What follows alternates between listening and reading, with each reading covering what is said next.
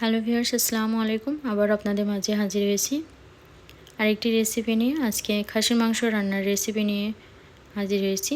আশা করি আমার আজকের রেসিপিটি বরাবরের মতো ভালো লাগবে। চলুন তাহলে কথা না পারি মূল উপকরণে চলে যাই। এখানে আমি 1 কেজি পরিমাণ খাসির মাংস ধুয়ে পরিষ্কার করে নিয়েছি।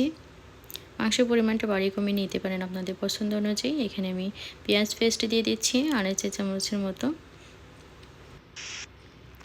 1 চা চামচ আদা পেস্ট, 1 চা চামচ রসুন পেস্ট, আর দিয়ে দিছি স্বাদ অনুযায়ী লবণ, হলুদের গুঁড়া 1/2 চা চামচ, লাল মরিচের গুঁড়া 1 চা চামচ, জিরে গুঁড়া দিয়ে দিচ্ছি 1.5 চা চামচ,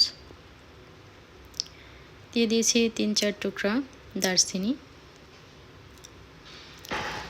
6-7টি এলাচগুলো আমি ফেটে দিয়েছি, আর দিয়ে দিচ্ছি লবঙ্গ 5-7টি, তেজপাতা 3টি দিয়ে ভালোভাবে মাংসগুলো মিক্সড করে নিব এবং ম্যারিনেটের জন্য 10 মিনিট ওয়েট করব। এদিকে আমি চুলার ওপর প্রেসার কুকার গরম করে নিয়েছি। পরিমাণ অনুযায়ী তেল গরম করে নিব। তেল গরম হয়ে এসেছে। এ পর্যায়ে আমি মাখায় রাখা মাংসগুলো দিয়ে দিচ্ছি।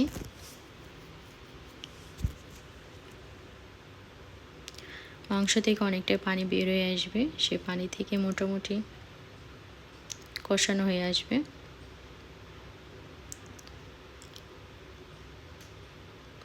ভালোভাবে একটি খুন্তির সাহায্যে মিক্সড করে দিলাম তেলের সাথে। মাংস থেকে অনেকটা পানি বের হয়ে আসছে। যে পানিটা বের হয়ে আসবে সে পানিটা সম্পূর্ণ শুকানো পর্যন্ত জাল করে নিব। হ্যালো ভিউয়ার্স, অনেকটা পানি শুকানো হয়ে এসেছে।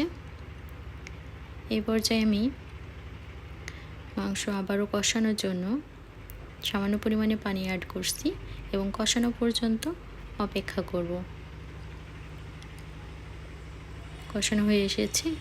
আবারও মাংস রান্না করার জন্য পরিমাণ অনুযায়ী পানি অ্যাড করছি। যে পরিমাণে আমি ঝোল রাখবো সে পরিমাণে পানি দিয়েছি। খুব বেশি অতিরিক্ত পানি দেওয়ার প্রয়োজন নেই। এরপর আমি একটি ঢাকনি দিয়ে ঢেকে দিব। 10টি শীষ দিয়ে নিব এবং শীত পর্যন্ত অপেক্ষা করব। শীতও হয়ে গেলে নামায় রাখবো চুলা থেকে। আরও 10-15 মিনিট অপেক্ষা করব। 10 মিনিট পরে চলে এসে ওটা ঢাকনা খুলে দেখি মাংসটা প্রায় অনেকটাই রান্না হয়ে গেছে এবং সিদ্ধ হয়ে গেছে। আমি এখন একটি বাটিতে আপনাদের পরিবেশন করে দেখাচ্ছি। হ্যালো ভিউয়ার্স, এই যে দেখেন কত সুন্দরভাবে আমার খাসির মাংস রান্না হয়ে গেছে। আপনারা দেখে বুঝতে পারছেন কতটা সুন্দর হয়েছে। আমার ভিডিওটি যদি আপনাদের একটু ভালো লেগে থাকে তাহলে আমার ভিডিওতে একটি লাইক দিবেন, কমেন্টস করবেন এবং আমার চ্যানেলটিকে সাবস্ক্রাইব করবেন। এ পর্যন্তই, আল্লাহ হাফেজ।